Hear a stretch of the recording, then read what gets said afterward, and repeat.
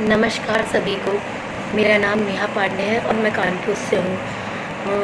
जैसा कि आप सभी जानते हैं कि हम सब जब भी ज्ञान प्राप्त करना चाहते हैं तो पुस्तकों का इस्तेमाल करते हैं, पुस्तकों का प्रयोग करते हैं। और आप सभी जानते हो कि जो जीवन की जो शिक्षा होती है वो सबसे अच्छी शिक्षा जो हमें प्राप्त हो सकती है, जो हमें पुस्तकें भी नहीं सिखा पाती, वो जीवन हमें सिखा देता है। तो मैं अपने जीवन से संबंधित एक कविता आप सभी के सामने प्रस्तुत करना चाहती हूँ और आशा है आप सभी को पसंद आएगी। अगर आप सभी को पसंद आती है ये कविता तो कृपया इसे लाइक करें। मैं प्रोफाउंड राइटर ग्रुप से जुड़कर मैंने अपने विचारों को शब्दों में परिवर्तित करना और शब्दों में ढालना सीखा है, जिसमें कि प्रोफाउंड राइटर ग्रुप ने मेरा बहुत साथ दिया है।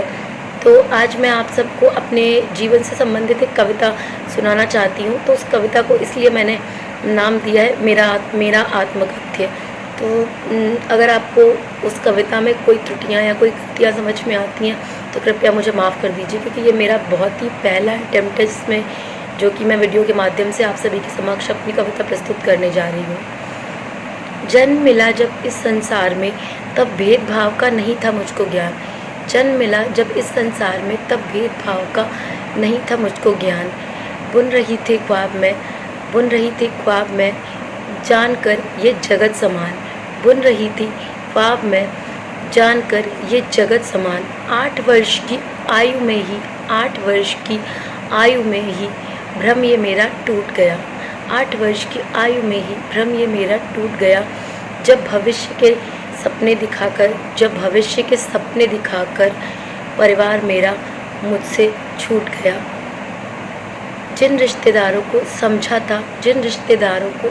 था मैंने अब तक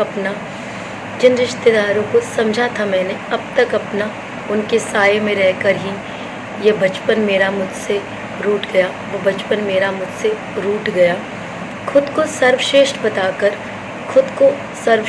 बताकर जब तोड़ा उन्होंने मेरा आत्मविश्वास। अध्ययन के नाम पर जब नौकर बनाकर किया मेरे साथ उन्होंने विश्वासघात। अध्ययन के नाम पर नौकर बनाकर जब उन्होंने किया मेरा विश्वासघात। जब दिखावे के लिए मुझसे अपनों से भी ज़्यादा प्रेम जताया, तब यूँ लगा कि मानो कोई मेरे अस्तित्व की असमत लूट गया। पुनः लौट गया। खुद को सर्वश्रेष्ठ बताकर जब तोड़ा उन्होंने मेरा आत्मविश्वास। अध्ययन के नाम पर जब नौकर बनाकर किया मेरे साथ उन्होंने विश्वासघात। अध्ययन के नाम पर नौकर बनाकर जब उन्होंने किया मेरा विश्वासघात। जब दिखावे के लिए उन्होंने मुझसे अपनों से भी ज़्यादा प्रेम जताया, तब यूँ लगा कि मानो कोई मेरे अस्तित्व की असमत लूट गया। पुनः लौटकर भी अपने घर मैं हो गई थी निष्प्राण। अपने अस्तित्व को खोजकर पुनः फूंक देना चाहती थी उसमें जान। अश्रु बहने लगे हृदय से जब परिवार ने भी मेरी मनस्थिति को नहीं समझा। अश्रु बहने लगे थे जब परिवार ने भी मेरी मनस्थिति को नहीं समझा।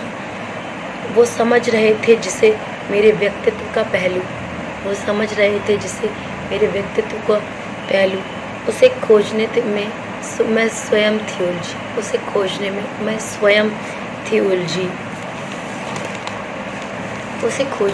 मैं स्वयं थी उलझी। अपने आत्मविश्वास को ढूंढते खोजते मैं एक रोज़ उससे टकराई, जिससे मिलकर मानो दूर हो गई मेरे अंतर्मन की सारी तन्हाई। जगह जब मुझ में पुनः आत्मविश्वास। गंभीरता से अपने लक्ष्य को पाया मैंने पास। गंभीरता से अपने लक्ष्य को पाया मैंने पास। सिर्फ एक अध्यापिका ही नहीं, अब बड़ी बहन बनकर सिर्फ एक अध्यापिका ही नहीं, अब बड़ी बहन बनकर मैं शिष्यों का हर संशय दूर करती हूँ।